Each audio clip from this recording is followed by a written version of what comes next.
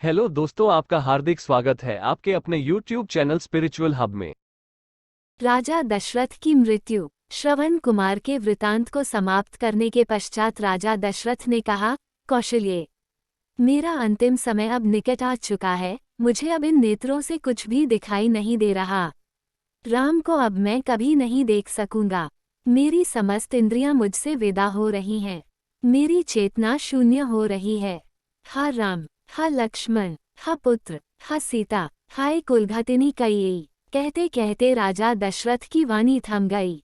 श्वास उखड़ गए और उनके प्राण पखेरु उड़ गए। उनके प्राण निकलते ही रानी कौसल्या पछाड़ खाकर भूमि पर गिर पड़ी। सुमित्रा आदि रानियां तथा अन्य स्त्रियां भी सिर पीट पीट कर विलाप करने लगीं। समस्त अंतःपुर में करुणाजनक क्रंदन गूंजने लगा। सदैव सुख समृद्धि से भरे रहने वाला राजप्रासाद रैक का आगार बन गया।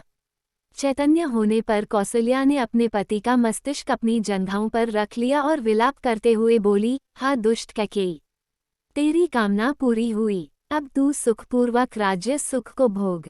पुत्र से तो मैं पहले ही विलग कर दी गई थी, आज पति से भी वियोग हो गया। अब मेरे लिए जीवित रहने का कोई अर्थ नहीं रहा। कैकेयी की राजकुमारी ने आज कोसल का नाश कर दिया है। मेरे पुत्र और पुत्रवधू अनाथों की भांति वनों में भटक रहे हैं। अयोध्यापति तो हम सबको छोड़कर चले गए, अब मिथिलापति भी सीता के डैक से दुखी होकर अधिक दिन जीवित नहीं रह पाएंगे। हा कैकेयी, तूने 2 कुलों का नाश कर दिया। कौसल्या महाराज दशरथ के शरीर से लिपटकर फिर मूर्छित हो गई।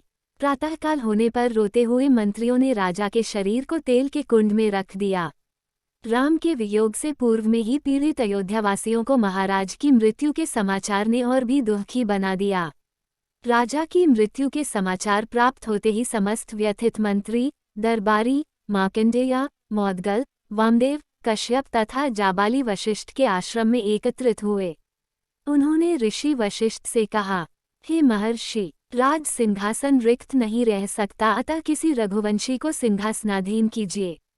शीघ्रातिशीघ्र अयोध्या के सिंहासन को सुरक्षित रखने का प्रबंध कीजिए, अन्यथा किसी शत्रु राजा के मन में अयोध्या पर आक्रमण करने का विचार उठ सकता है।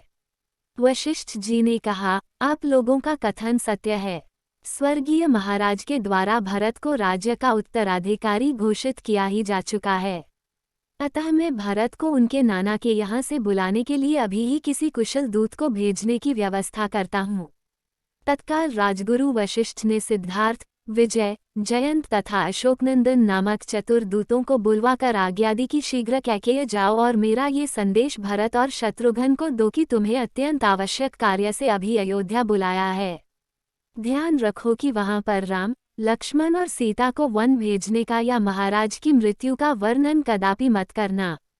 कोई भी ऐसी बात उनसे मत कहना जिससे उन्हें किसी अनिष्ट की आशंका हो या उनके मन में किसी भी प्रकार के अमंगल का संदेह उत्पन्न हो।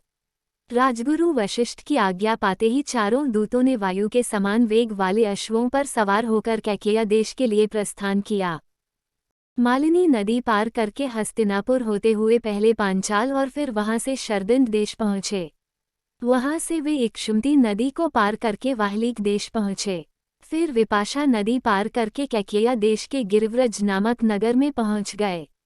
जिस रात्रि ये दूत गिरिव्रज पहुंचे उसी रात्रि को भरत ने एक अशुभ स्वप्न देखा। निद्रा त्यागने पर स्वप्न का स्मरण करके वे अत्यंत व्याकुल हो गए। अपने उस स्वप्न के विषय में एक मित्र को बताते हुए उन्होंने कहा, हे सखा, रात्रि में मैंने एक भयानक स्वप्न देखा है। स्वप्न में पिताजी के सिर के बाल खुले थे। वे पर्वत से गिरते हुए गोबर से लथपथ थे और अंजलि से बार बार तेल पी पी कर हंस रहे थे। मैंने उन्हें तिल और चावल खाते तथा शरीर पर तेल मलते देखा। इसके बाद मैंने देखा कि सारा समुद्र सूख गया है।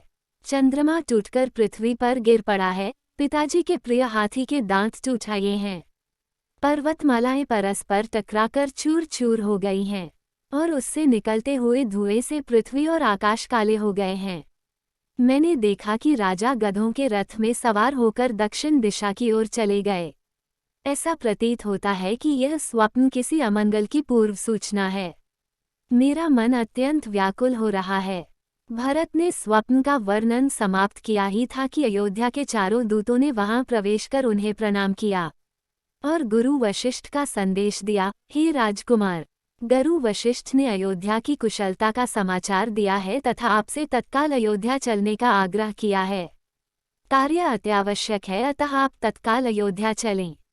अगर आपको हमारी वीडियो पसंद आई हो तो वीडियो को लाइक और शेयर करें और चैनल को सब्सक्राइब अवश्य करें। धन्यवाद।